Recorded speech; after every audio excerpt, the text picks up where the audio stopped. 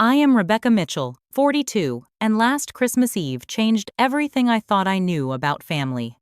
I found my daughter Zoe sobbing in our dark living room, surrounded by carefully wrapped presents meant for relatives who had excluded only her from dinner.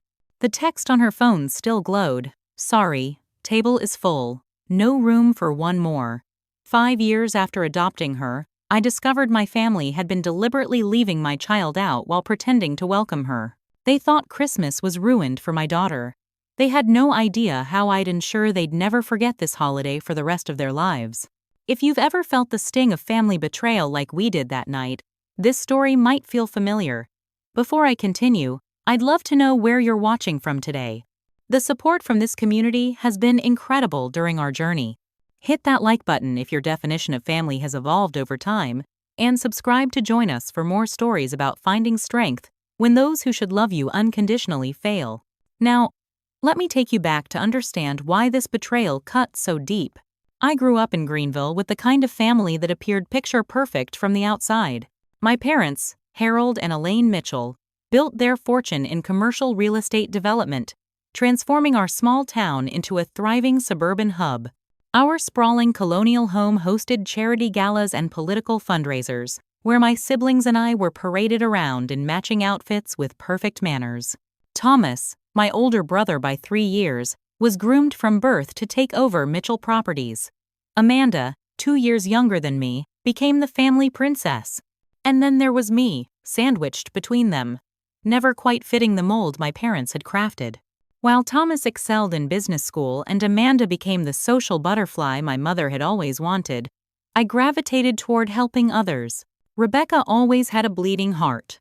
My mother would tell her friends with a tight smile when I announced my intention to major in social work instead of business or communications. She'll outgrow it when she realizes how the world really works, but I never did. I graduated with honors and immediately took a position at the County Family Services Department, working with at-risk youth and families in crisis. My salary was a fraction of what Thomas made his first year at Mitchell Properties, a fact my father never tired of pointing out during our weekly family dinners.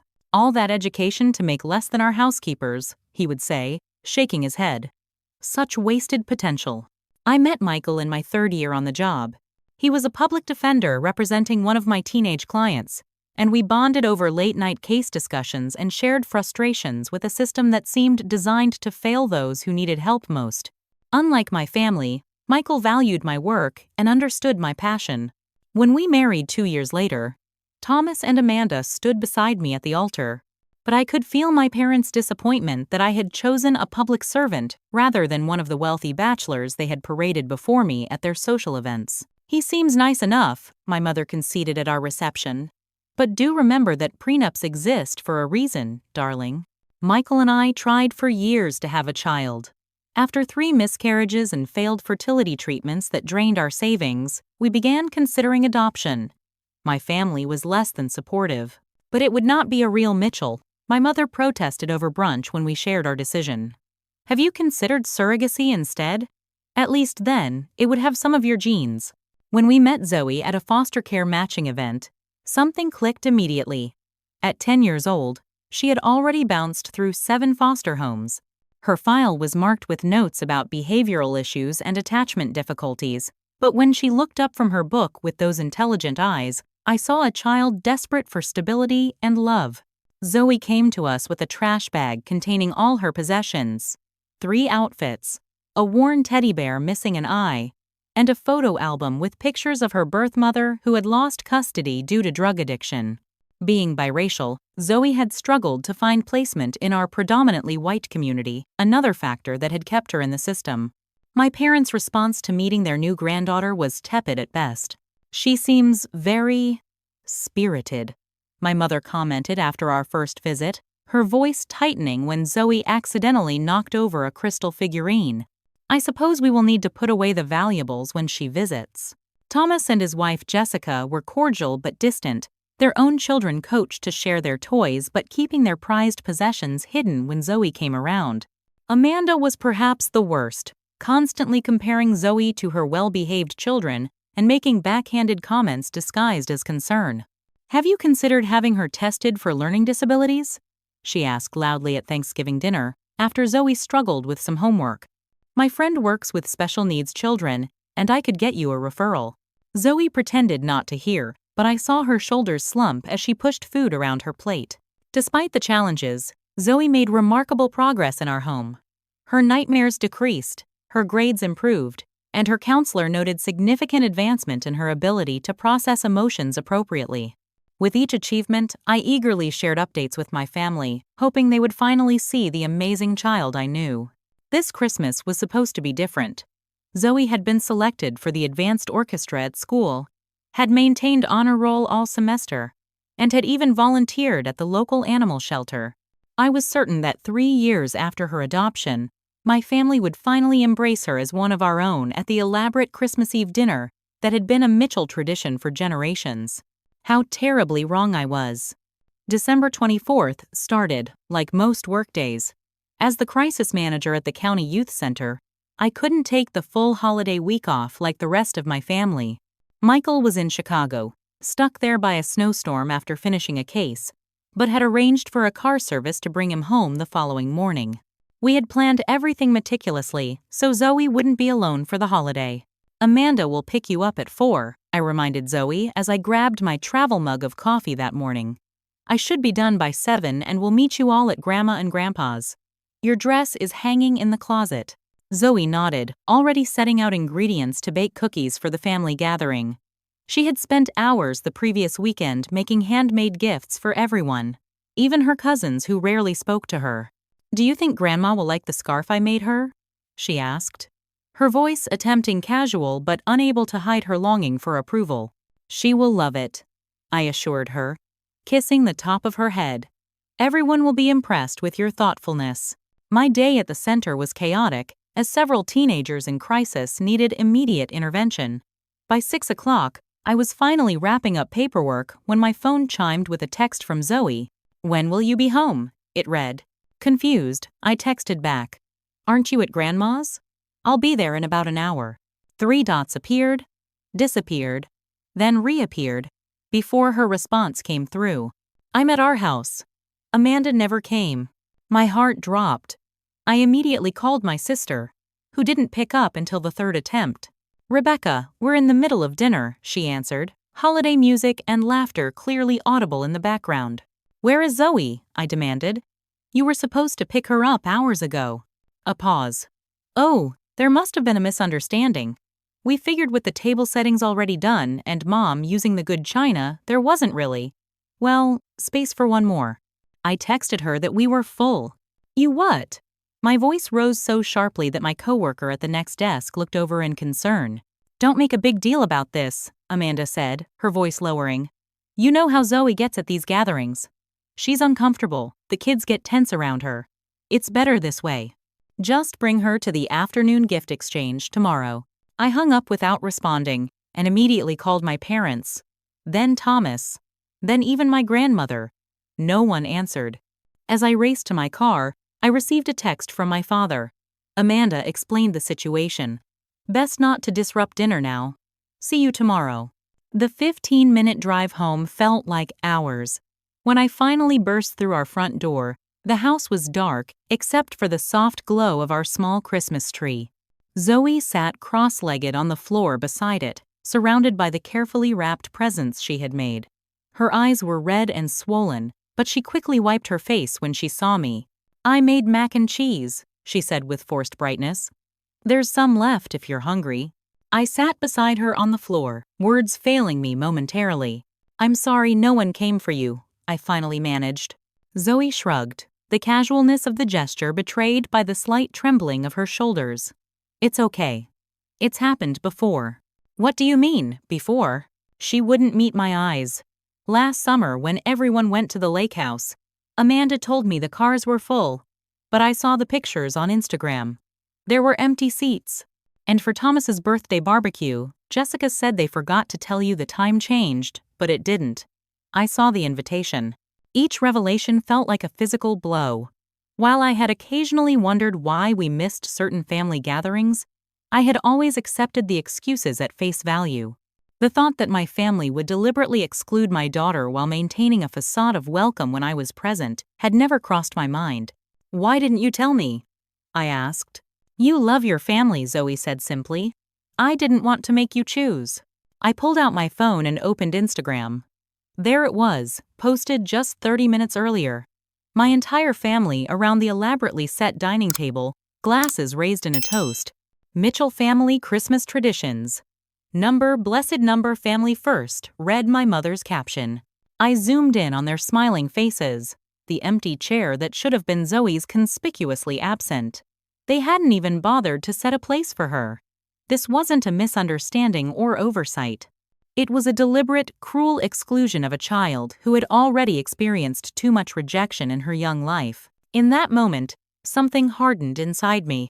The sister who had braided my hair, the brother who had taught me to ride a bike, the parents who had celebrated every minor achievement of my childhood, had willfully hurt my daughter. Not just once in a moment of thoughtlessness, but repeatedly, systematically, making her feel unwanted while smiling to my face. They had no idea what they had just set in motion. "What should we do with these?" Zoe asked, gesturing to the pile of presents she had made. Her voice was small but controlled, the practiced composure of a child who had learned to hide her pain. I looked at her handiwork. The hand-knitted scarf for my mother, the wood-burned ornaments for my father, the painted bookmarks for her cousins.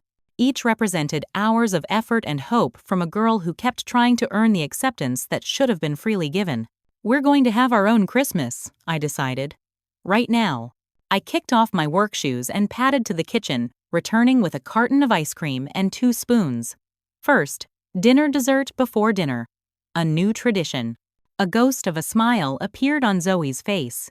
While she changed into pajamas, I rummaged through closets for the gifts I had been saving for Christmas morning and ordered Chinese food from the only restaurant open on Christmas Eve. We built a blanket fort in front of the TV, watched holiday movies, and took silly selfies in the matching reindeer antler headbands I found in our holiday decoration box. As we settled into our impromptu celebration, my phone began lighting up with messages. I silenced it after the 3rd call from my mother, but not before seeing her text. "Don't overreact about tonight. Zoe understands she doesn't always fit in at family gatherings." My father's voicemail was equally dismissive. "Rebecca, your mother tells me you're upset about tonight's arrangements. Zoe has always been a difficult child, and these formal family traditions can be challenging for someone with her background. Let's not make a mountain out of a molehill." Thomas texted to tell me I was overreacting as usual, and Amanda sent a string of messages about how the kids get uncomfortable around her and some family traditions aren't suitable for everyone. Each message stoked the fire building inside me. How dare they speak about my daughter this way? How dare they exclude her, then blame her for not fitting in with their precious traditions? After Zoe fell asleep on the couch, exhausted from emotional overload, I sat in the dark scrolling through years of family photos on my phone. I saw countless gatherings where Zoe stood slightly apart, her smile not quite reaching her eyes. How had I missed the signs? The way my mother's arm never quite encircled Zoe in group photos. The Christmas gifts for her that were always practical rather than joyful. The invitations that came at the last minute or included caveats about proper behavior. I had been so desperate to believe my family would eventually embrace my daughter that I had been blind to their subtle rejections and her quiet suffering. Sleep eluded me as memories resurfaced with painful clarity. My mother's pinched expression when Zoe accidentally used the wrong fork at dinner. Amanda quickly shepherding her children away when Zoe approached them to play. Thomas's wife Jessica forgetting to include Zoe in the cousin gift exchange last year. A pattern of exclusion so consistent it could not possibly be accidental. By morning, my sadness had crystallized into resolution. I would confront my family directly, not with tears or pleas, but with the righteous anger of a mother protecting her child. Zoe woke early, the momentary confusion on her face giving way to remembrance as she took in the blanket fort and remnants of our impromptu celebration. "Are we going to Grandma's today?" she asked carefully, watching my face. I sat beside her on the couch. "Before we decide anything, I want to talk about what's been happening." She nodded, eyes downcast. What happened last night, and apparently other times I didn't know about, was wrong, I said firmly. Not because of anything you did. My family was wrong to exclude you. You are my daughter, and anyone who doesn't accept you doesn't accept me either. But they're your family, she whispered. You are my family, I corrected her. My first priority, my most important person. You never have to earn a place at any table. You belong by right, by love, by law. Tears welled in her eyes. I tried really hard to be what they wanted. The problem was never you, I told her, fighting back my own tears. The problem is them, their prejudice, their narrow view of what family means. And I'm done allowing it. What are we going to do? I thought for a moment. We have two options. We can create our own Christmas away from them, or we can go there together and make it clear that excluding you is unacceptable. It's your choice, and I'll support whatever you decide. Zoe considered this, chewing her lower lip thoughtfully. I think we should go, she finally said. Not because I want to be with them, but because I don't want to hide like I did something wrong. Pride surged through me. This brave, resilient girl was showing more character than my entire family combined. Then we'll go, I agreed, together. And things are going to change, starting today. The Mitchell family Christmas Day gathering was a decades-old tradition, beginning promptly at 11 with mimosas and brunch, before moving to the formal gift exchange at 1. As Zoe and I pulled up to my parents' sprawling colonial home, I noted every car in the family was already parked in the circular driveway. Remember, no matter what happens in there, this is about them, not you, I reminded Zoe, giving her hand a squeeze. She nodded, her face a mask of composure that no 13-year-old should have to wear. We didn't bother knocking. I used my key, and we walked in during what appeared to be the middle of brunch. The dining room fell silent as heads turned toward us. Rebecca, my mother, recovered first, her social graces never failing. We weren't expecting you until later. There's no place set, but I suppose Rosa could bring another chair. My father remained seated at the head of the table, mimosa halfway to his lips. Perhaps you should have called ahead. I surveyed the room slowly, taking in each family member's expression.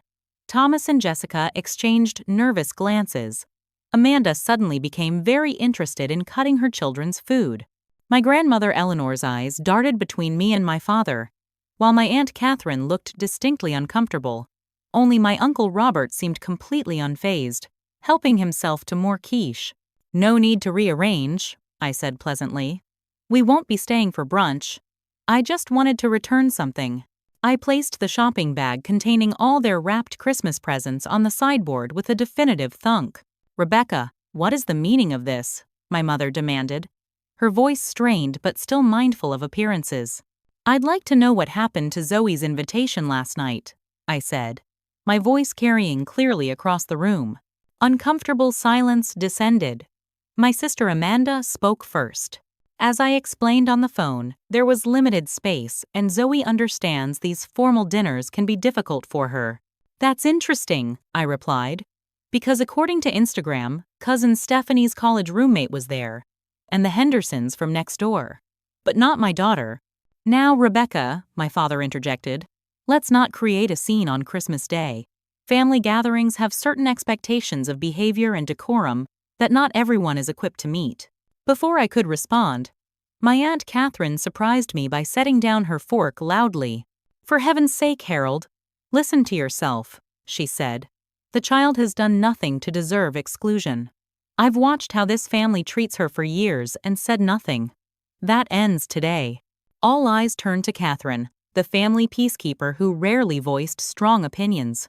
Catherine, this is hardly your concern, my mother said dismissively. It became my concern when I heard Amanda tell Jessica that it would be easier without the adopted one at dinner, Catherine replied. And when I overheard you, Elaine, instructing Rosa to set one less place because Rebecca's girl won't be joining us. I said nothing then, to my shame. But I won't remain silent now. My grandmother Eleanor, at 87, the family matriarch, cleared her throat.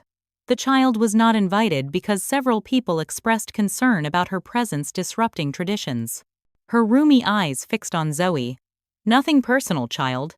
Some family matters are simply for blood relatives. The casual cruelty of her statement hung in the air. I felt Zoe's hand tighten in mine. Blood relatives, I repeated slowly.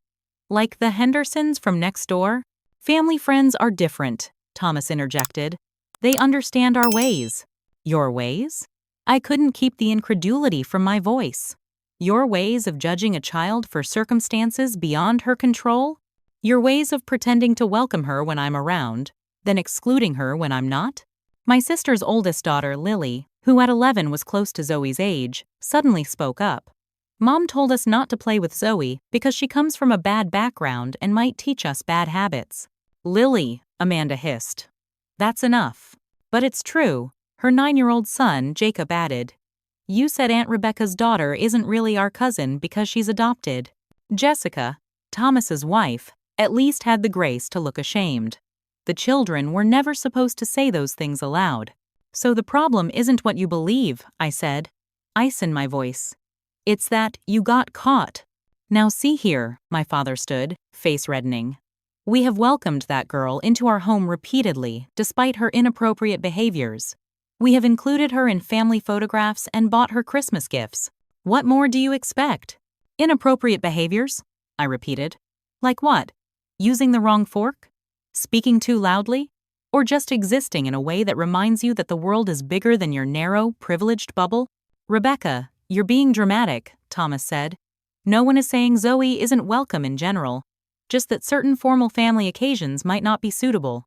Suitable? I echoed. Like Thanksgiving? Easter? Summer barbecues? Birthday parties?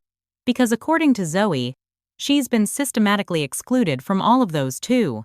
A guilty silence fell over the room. I trusted you, I said, looking at each family member in turn.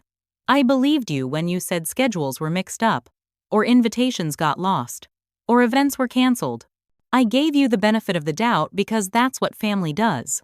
But you weren't extending the same courtesy to my daughter.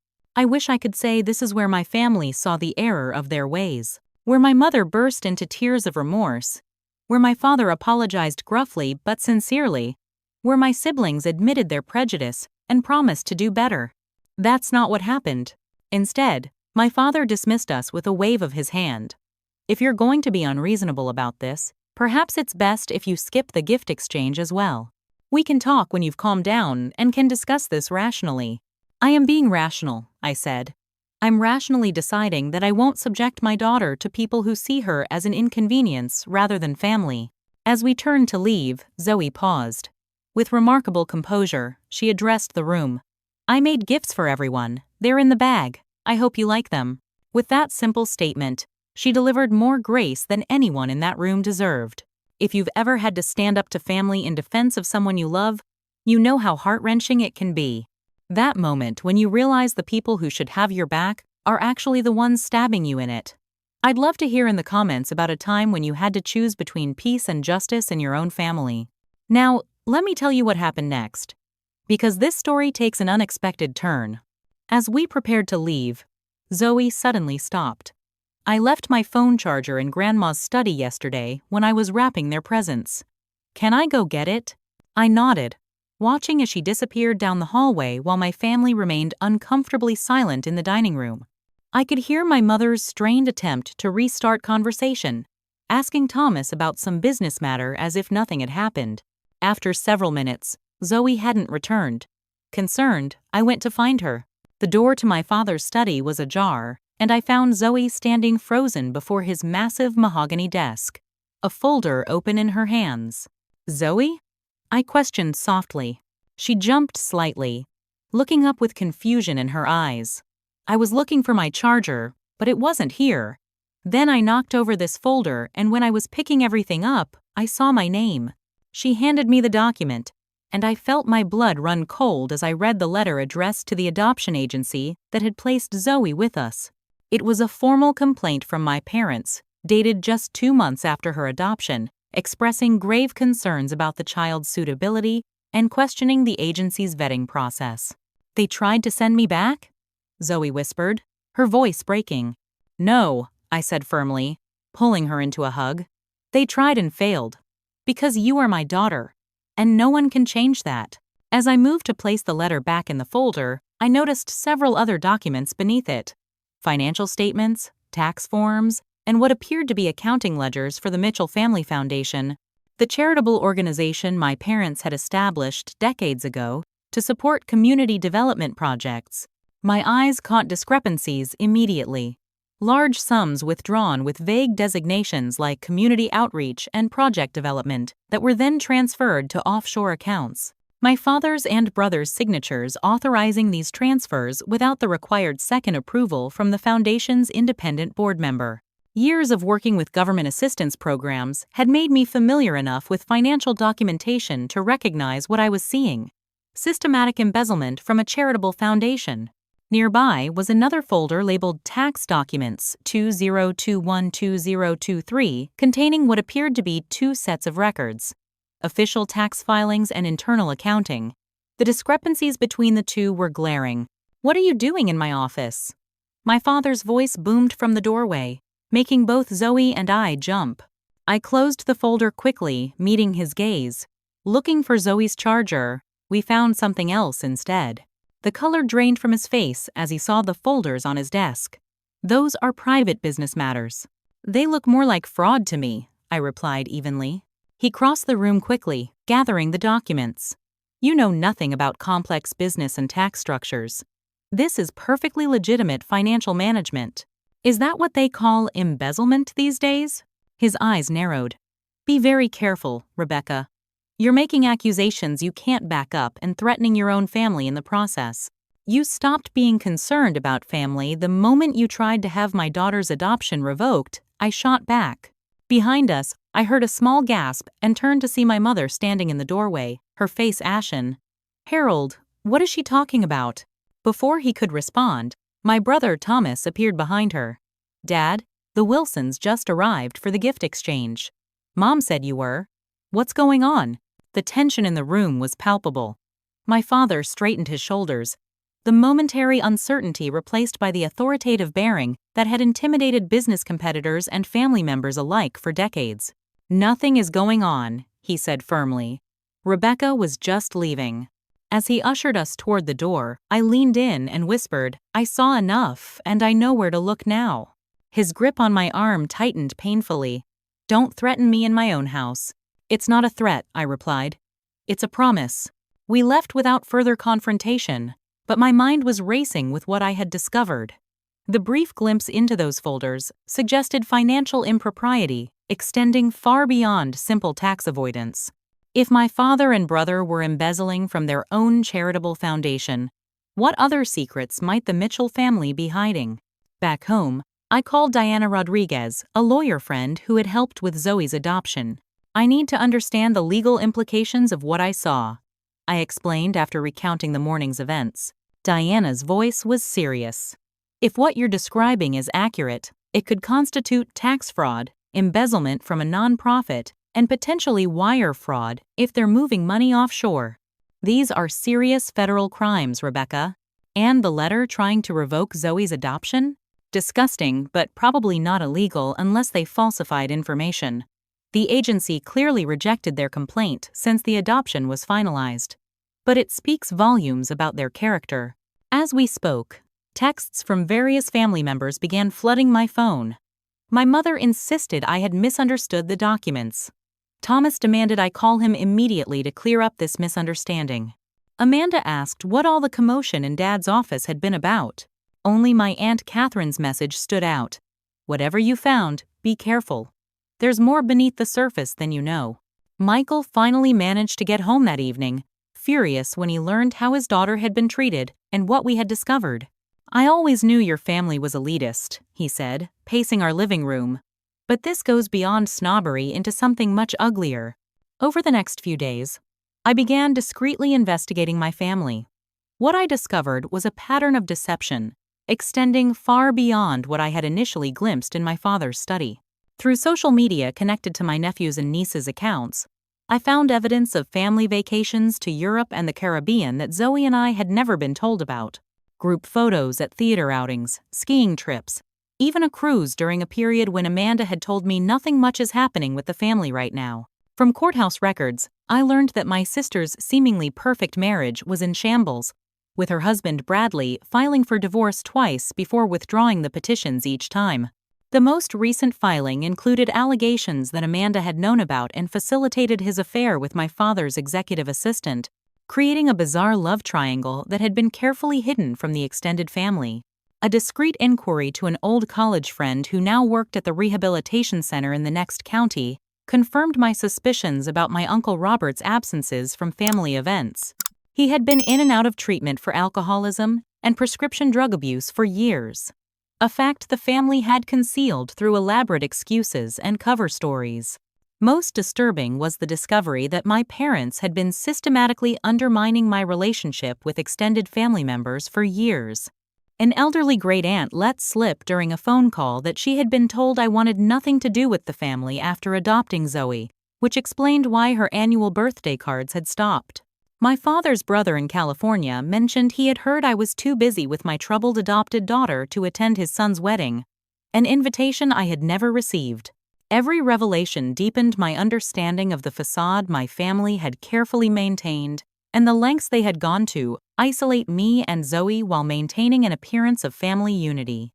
My grandmother Eleanor finally confirmed what I had long suspected during an unexpected visit to my home. "Your parents never approved of your choice to adopt," she said bluntly, her age perhaps loosening the filters that had kept family secrets contained for decades. They worried about what people in their circle would say about a Mitchell raising someone else's child, especially one of mixed race. They thought you would come to your senses, but when you didn't, they decided to minimize her presence in family gatherings. "And you went along with it," I said, not bothering to hide my disgust. She had the grace to look ashamed. "I was wrong, Rebecca. Seeing that girl's face yesterday when Jacob blurted out what Amanda had told him. I've been complicit in something cruel, and at my age I don't have time left for poor choices." As I gathered more information, a decision crystallized in my mind. The Mitchell family operated on appearances, reputation, and social standing. If they had chosen to exclude my daughter and undermine me behind a facade of family unity, perhaps it was time for the facade to crumble entirely. "You need to be careful," Diana warned as we sat in her office reviewing the documents I had gathered. "What you're describing isn't just family drama. These financial irregularities could constitute federal crimes. If you go public with this, there's no going back." I nodded, understanding the gravity of what I was considering. "I know. But I also know my family. They only respond to consequences that affect their standing and reputation. Nothing else will make them change." Diana tapped her pen against her legal pad. "You have several options. You could report the financial improprieties to the authorities anonymously. You could confront your family privately with what you know and demand changes. Or you could step back entirely and create boundaries that protect you and Zoe without direct confrontation." "What would you do if it were your child?" I asked. She didn't hesitate. "I'd burn it all down." I smiled grimly. "Then let's discuss how to do that legally and effectively." Over the next week, Michael and I methodically planned our response. This wasn't about emotional reactions or impulsive revenge. It was about calculated accountability for years of deliberate cruelty toward a child who had already endured too much rejection in her young life. First, I made copies of all relevant financial documents and stored them in a secure location. Diana helped identify which records showed potential criminal activity versus merely unethical behavior. Next, I began making strategic calls to key business associates of Mitchell Properties, framing my questions as concerns rather than accusations. "I've noticed some unusual transactions through the family foundation that I'm trying to understand," I would say. "As someone who's worked closely with my father for years, have you ever questioned how foundation funds were being allocated?" These conversations planted seeds of doubt without making direct accusations, leading several longtime partners to begin asking their own questions. An anonymous tip to the IRS regarding discrepancies in the Mitchell Family Foundation tax filings set another wheel in motion. Diana assured me that such tips were confidential and couldn't be traced back to me. While I was laying this groundwork, Michael was reaching out to his contacts in the district attorney's office, inquiring about the processes for reporting financial misappropriation from nonprofit organizations. Throughout all this, we were careful to keep Zoe insulated from the details. She knew only that we were taking steps to address how she had been treated, not the potentially criminal activities we had uncovered. "Will I ever see Grandma and Grandpa again?" she asked one evening as we prepared dinner together. I paused, choosing my words carefully. "That depends on whether they can learn to treat you with the respect you deserve. True family accepts you completely, not conditionally." She nodded thoughtfully. "I don't miss them that much. I just worry about you losing your family because of me." I set down the knife I was using to chop vegetables and turned to face her. "Zoe, listen to me. You are not causing anything. Their actions, their choices led to this moment. And if I have to choose between them and you, it's you. Every time." Without hesitation. She smiled then, a genuine smile that reached her eyes. "Can we invite Miss Diana for dinner soon? She always brings those cookies I like." The simple normalcy of her request was heartening. Despite everything, Zoe was healing, forming new connections with people who valued her for herself. One unexpected development was reconnecting with my cousin Sarah, my father's brother's daughter who had been noticeably absent from family gatherings for years. After tracking down her email through a mutual acquaintance, I reached out with a simple message. "I think we might have more in common than I realized. Would you be open to talking?" Her response came within hours. "I've been waiting for someone in the family to finally see through the facade. Let's talk." Over coffee at a quiet cafe halfway between our towns, Sarah shared her own experience of exclusion from the Mitchell family after coming out as gay in her 20s. "Uncle Harold made it very clear that my lifestyle choice didn't align with the Mitchell family image," she explained. "They didn't explicitly ban me from gatherings, but suddenly invitations stopped coming, or arrived so last minute that I couldn't possibly attend." "That sounds painfully familiar," I said, explaining what had happened with Zoe. Sarah nodded grimly. "The Mitchells are masters of exclusion without explicit rejection. It gives them plausible deniability while still achieving their goal of keeping out anyone who doesn't fit their perfect family narrative." She also confirmed some of my suspicions about the family finances. "Dad refused to be part of it," she said, referring to my Uncle James, who had moved to California decades ago and maintained only minimal contact with the family. "He told me once that he left because he couldn't stomach how Harold ran the business, especially after they established the foundation. Said it was skating too close to the legal edge for his comfort." Sarah became another unexpected ally, sharing documents her father had kept regarding the early years of Mitchell Properties and introducing me to others who had been similarly marginalized by my family over the years. While methodically gathering information and setting consequences in motion, Michael and I also focused on creating new traditions and connections for Zoe. We hosted a chosen family Christmas celebration the weekend after the disastrous Mitchell holiday, inviting friends, colleagues, and neighbors who had shown genuine care for our daughter over the years. Diana came with her husband and children. Sarah drove in from Pennsylvania. Michael's brother flew in from Seattle with his wife. Colleagues from the youth center, Zoe's favorite teachers, neighbors who had welcomed her warmly from day one all gathered in our modestly decorated home. The contrast between this joyful, authentic celebration and the stilted formality of Mitchell family gatherings couldn't have been more stark. Here, Zoe moved confidently among people who knew her story and valued her resilience. She laughed freely, accepted compliments without suspicion, and displayed none of the nervous vigilance that characterized her behavior around my family. "This is what family should feel like," Michael whispered, as we watched her teaching Diana's youngest son how to play a card game she had invented. "Yes," I agreed. "This is what we're fighting for." Perhaps the most surprising ally emerged in my Aunt Catherine, who called me directly after receiving a subpoena from the IRS regarding foundation documentation. "I should have spoken up years ago," she admitted. "I saw how they treated Zoe, how they undermined you behind your back. I told myself it wasn't my place to interfere, but silence is its own form of complicity, isn't it?" She provided additional information about the foundation's operations and confirmed that my mother had been actively discouraging extended family from maintaining close relationships with me after Zoe's adoption. Elaine would tell people you were overwhelmed with your challenging child and needed space, Catherine explained, or that Zoe's behavioral issues made social gatherings difficult for you. People believed her because, well, she's Elaine Mitchell. No one questioned it. As January progressed, the careful groundwork we had laid began to show results. Mitchell Properties clients started asking pointed questions about financial practices. The IRS initiated a formal audit of the family foundation. Local business partners began distancing themselves from new Mitchell development projects. My phone filled with increasingly desperate messages from family members.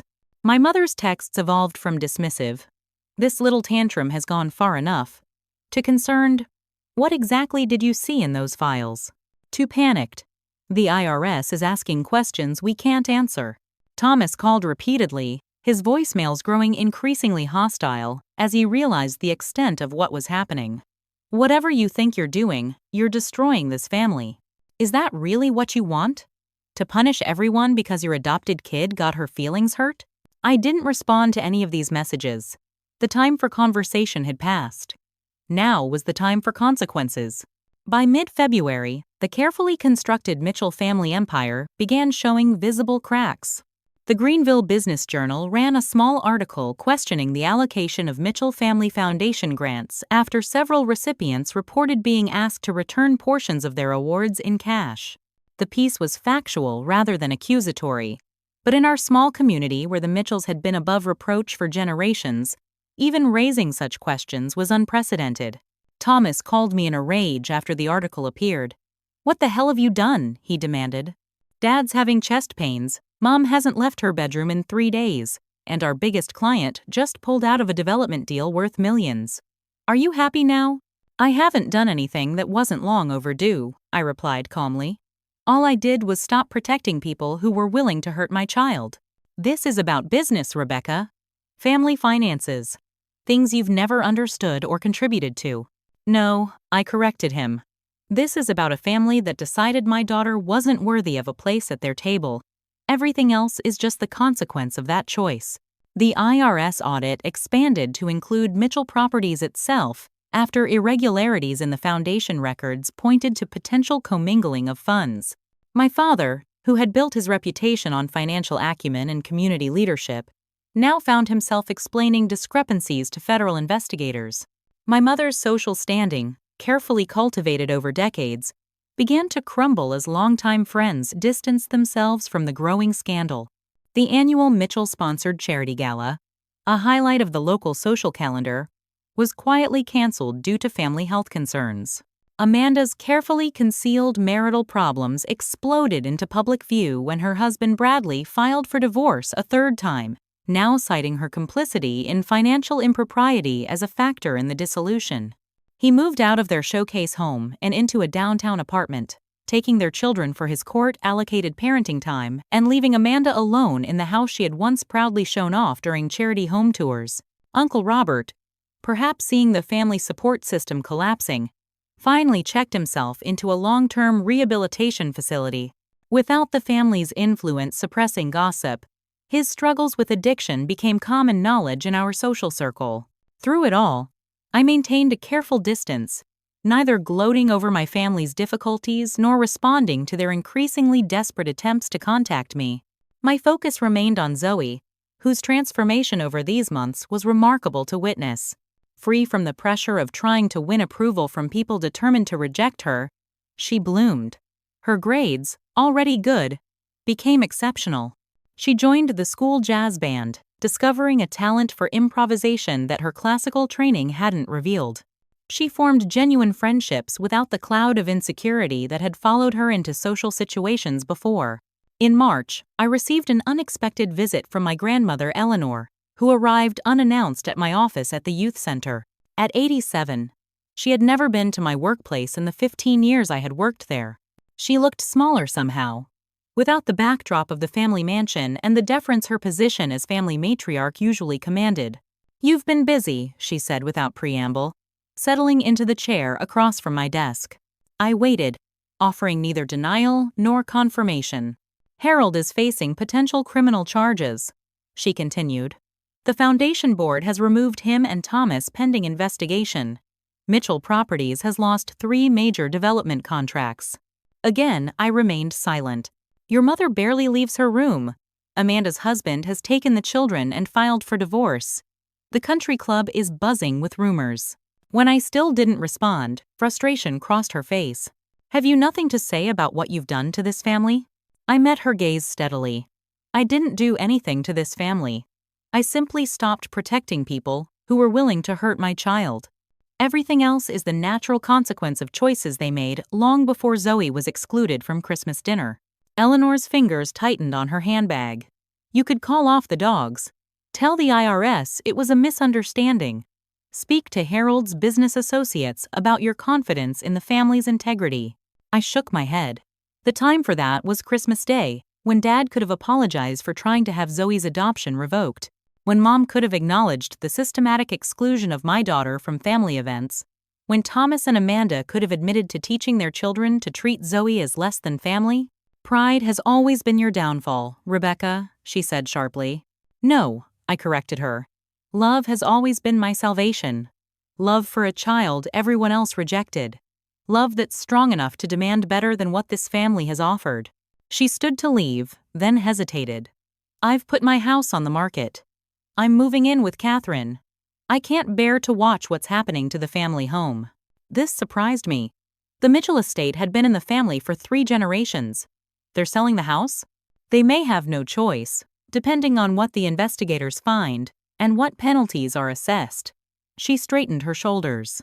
I never thought I would outlive the Mitchell legacy, but perhaps that's my punishment for allowing it to become what it did. As she reached the door, she turned back. For what it's worth, I was wrong about your girl. There's more Mitchell strength in her than in those who carry the bloodline. Tell her that from her great-grandmother. It was the closest thing to an apology I expected to receive, and I nodded acknowledgement as she left. The following week brought news that the district attorney's office had opened a formal investigation into the Mitchell Family Foundation, focusing specifically on my father's and brother's roles in its financial management. Former employees began coming forward with accounts of questionable business practices, ranging from wage theft to pressure to falsify documents. It seemed once the veil of Mitchell invulnerability was pierced, many who had suffered silently found their voices. Most surprising was the community response. Rather than turning against me as the whistleblower who had brought down a prominent family, many expressed support. Parents of children Zoe's age reached out to include her in activities. Neighbors who had previously been distant became friendly. Even some of my parents' social circle quietly communicated their respect for my stance. Did you expect any of this when you found those documents? Michael asked one evening as we watched Zoe practicing her saxophone in the backyard, her confidence in the instrument growing daily. No, I admitted. I thought there would be family fallout, maybe some financial penalties. I never imagined it would unravel so completely. He took my hand. Do you regret it? I thought about Zoe, about the weight that had lifted from her young shoulders, about the spark that had returned to her eyes. Not for a second, I said. Some structures need to fall so better ones can be built. By early summer, the Mitchell family as I had known it ceased to exist in any meaningful way. The criminal investigation expanded beyond financial impropriety to include allegations of evidence tampering and witness intimidation after my father allegedly attempted to pressure former employees into signing false statements. I watched from a distance as the carefully constructed edifice my parents had built crumbled piece by piece. The estate where generations of Mitchells had presided over community events was seized as part of the ongoing investigation, its contents cataloged and valued for potential forfeiture. My brother Thomas faced 3 felony counts related to financial fraud. The evidence so overwhelming that his high-priced attorney was negotiating a plea deal rather than risking trial. His wife Jessica filed for separation, moving with their children to her parents' home in Charlotte. My father suffered a minor heart attack after investigators executed a search warrant at his office, finding additional evidence of financial misconduct spanning decades. Though he recovered physically, the patriarch who had ruled our family with absolute authority now appeared diminished, his confident bearing replaced by nervous glances and trembling hands. Perhaps most shocking was my sister Amanda's appearance at my door one rainy April evening, a single suitcase in hand and tears streaking her carefully applied makeup. "Bradley's changed the locks," she said without preamble. "He's filing for full custody. The credit cards are canceled. I have nowhere else to go." I stared at her in disbelief.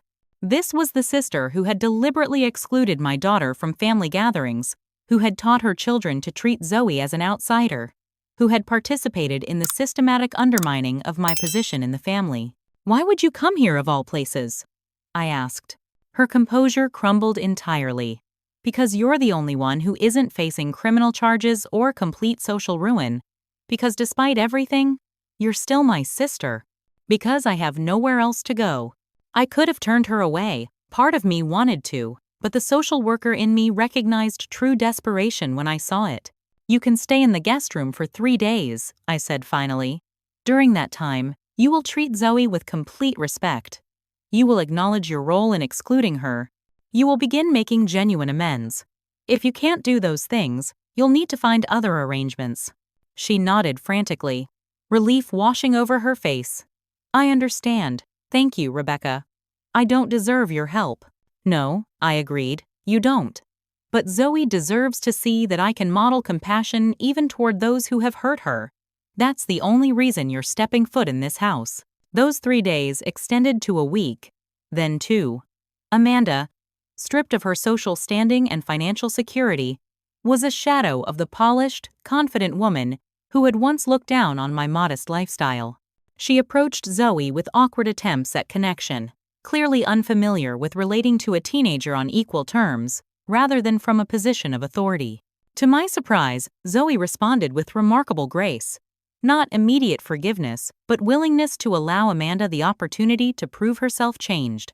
"People can learn to be better if you give them the chance," she told me when I questioned whether having Amanda in our home was too difficult for her. "That's what you always taught me, right?" My parents' response to their circumstances took a different direction. Rather than accepting responsibility or seeking reconciliation, they retreated into bitter accusations, portraying themselves as victims of my vindictive campaign to destroy the family. "After everything we've done for you," my mother's single letter read, "this is how you repay us. You were always selfish, Rebecca, but I never imagined you would destroy your father's legacy and your brother's future out of spite." The letter made no mention of Zoe or the true catalyst for what had happened. In my mother's narrative, this was simply a daughter's betrayal of her family, not a mother protecting her child from systematic rejection. I didn't respond. Some perspectives were too entrenched to be changed by any response I could offer. Former family employees continued coming forward with accounts of the Mitchells' business practices, painting a picture of an organization that had operated on intimidation and exploitation beneath its veneer of community leadership. "Your father fired me after 20 years because I questioned a directive to falsify environmental impact reports," one former project manager told investigators in a statement that was leaked to local media. "He made sure I couldn't find work in this county again." A former household employee revealed that my mother had regularly paid staff in cash to avoid payroll taxes, threatening deportation if anyone complained, despite knowing most were legal residents. The family business that had once dominated local development now faced bankruptcy as contracts were canceled and lawsuits mounted from former clients alleging fraudulent practices. The Mitchell name, once synonymous with success and philanthropy, became associated with scandal and corruption. Through it all, I maintained focus on what mattered most: Zoe's well-being and our family's stability. Michael and I carefully shielded her from the worst of the publicity while being honest about what was happening. "Are you sad about what's happening to them?" she asked one evening, as we watched a local news report about my father's upcoming court appearance. I considered the question carefully. "I'm sad about what they chose to become," I answered finally. "I'm sad that they couldn't see the value in you, in genuine family connections, in integrity. I'm not sad about consequences that they earned through their own actions." She nodded thoughtfully. "Me neither. But I still feel bad for my cousins. It's not their fault, their parents made bad choices." Her empathy, even for children who had been taught to reject her, was yet another reminder of her extraordinary character. As summer progressed, My Aunt Catherine called with news that my grandmother Eleanor had decided to sell her personal property and relocate permanently to Catherine's home in Virginia. She can't bear to watch what's happening here, Catherine explained. But she wanted you to know that she's been following Zoe's progress through the school's social media pages. She saw her saxophone solo at the spring concert. This unexpected connection surprised me. She's been watching Zoe?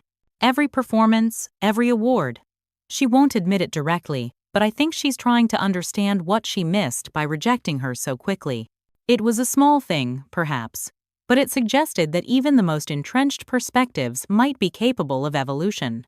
By August, Amanda had found a modest apartment and a job as an administrative assistant in a local medical office, positions that would have been unthinkable to her a year earlier.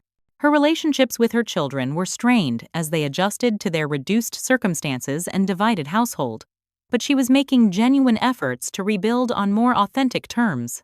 "I don't recognize my life anymore," she admitted during a rare moment of vulnerability as I helped her move into her new place. "Everything I thought was permanent, everything I based my identity on, it's all gone." "Maybe that's not entirely bad," I suggested. "You have the chance to build something real now. Something based on who you actually are, rather than appearances." She looked around the small apartment with its secondhand furniture. "I don't even know who that is anymore." "Then this is your opportunity to find out." Thomas, facing significant jail time despite his plea agreement, made no attempt at reconciliation.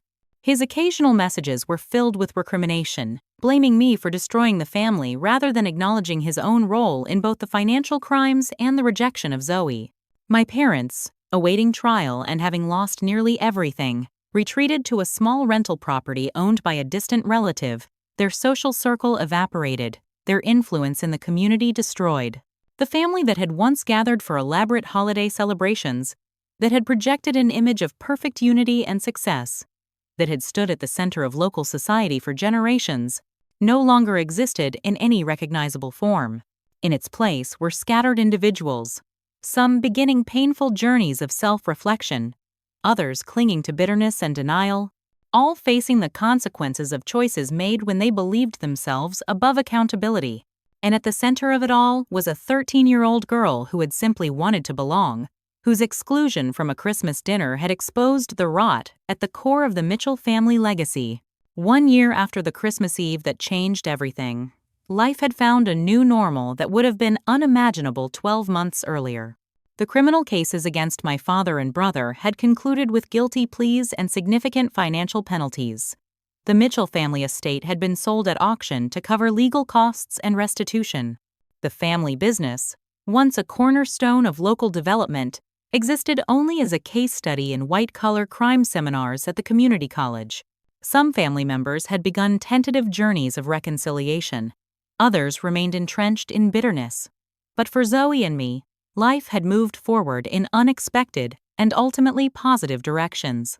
The most surprising development came in October when my grandmother Eleanor passed away peacefully at Catherine's home in Virginia. Despite the family upheaval, I had maintained occasional contact with her, even arranging a visit with Zoe during the summer where the two had established a cautious but genuine connection. What no one expected was Eleanor's final act of rebellion against family tradition. A revised will leaving her personal fortune, separate from the Mitchell family assets and therefore untouched by the legal proceedings, divided between Catherine and me, with a significant trust established specifically for Zoe's education. She wanted to make amends in the only way she knew how, Catherine explained at the reading of the will. She was too proud to say it directly, but this was her acknowledgement that she had been wrong about Zoe, wrong about you, wrong about what constitutes true family. After careful consideration and consultation with Diana, I decided to use a portion of the inheritance to establish a foundation supporting foster children transitioning to adoptive families. The Mitchell Second Chance Foundation, as we named it, would focus specifically on older children like Zoe, who often struggled to find permanent placements. "Do you think Grandma Eleanor would like that we're still using the Mitchell name for something good?" Zoe asked as we finalized the paperwork. "I think she would be proud," I told her honestly. "I think she wanted the family name to stand for something better than it had become." The first official event of the new foundation was a Christmas celebration for foster families and adoptive parents, held at a local community center decorated with handmade ornaments created by children in the program.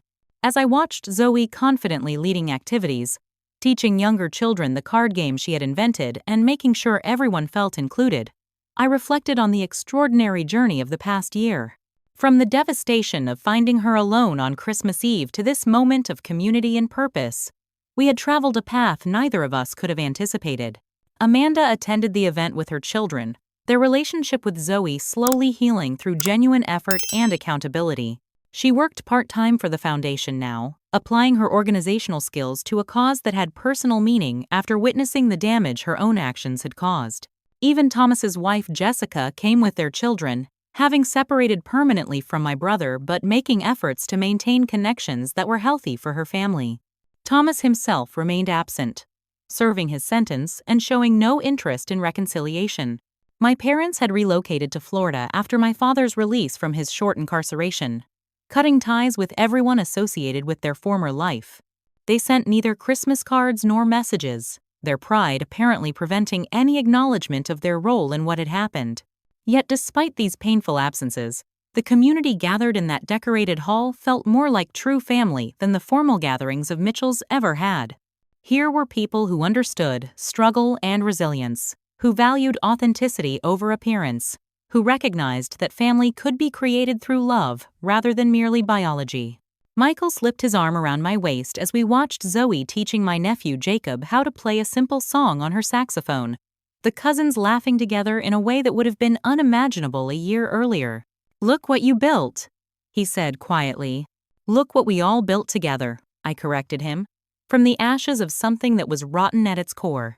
Later that evening, as we prepared for our own small family Christmas Eve celebration at home, Zoe presented me with a carefully wrapped package. "I want you to open this one early," she insisted. Inside was a framed photograph of the two of us taken during our summer visit to Catherine's. Both of us smiling genuinely at the camera, with Eleanor visible in the background, a tentative smile on her aged face as she watched us. "To remind you that people can change," Zoe said simply, "even when it seems impossible." I hugged her tightly, this extraordinary child who had taught me more about family, forgiveness, and strength than anyone in my blood relations ever had. The elegant Christmas Eve dinners at the Mitchell estate were now memories, replaced by simpler celebrations in our modest home. The extensive gift exchanges orchestrated for appearance rather than meaning had given way to thoughtful presents selected with genuine care. The carefully maintained facade of family unity had crumbled, revealing both ugliness and unexpected beauty in its collapse. 1 year after finding Zoe alone in our darkened living room, I watched her laughing with friends who valued her for herself, surrounded by a chosen family built on acceptance rather than obligation. The empty house of last Christmas had led us to a home filled with authentic connection, a foundation stronger than anything the Mitchell family had built in generations. As I looked around at what had grown from that painful exclusion, I realized that sometimes the greatest gift is the revelation of truth, however painful it may be in the moment. Sometimes a family must break apart to rebuild into something healthier. Sometimes being left out is the beginning of finding where you truly belong. Have you ever experienced a moment when what seemed like rejection turned out to be the beginning of something better? I'd love to hear your stories in the comments below. Life has a way of creating beauty from painful moments, and sharing these journeys helps others find hope in their own struggles. If this story resonated with you, please hit that like button and subscribe for more authentic conversations about family, healing, and finding your true place in the world. Thank you for being part of our extended family and for allowing me to share this journey with you. Remember, sometimes the family we create matters more than the one we're born into, and everyone deserves a place at the table.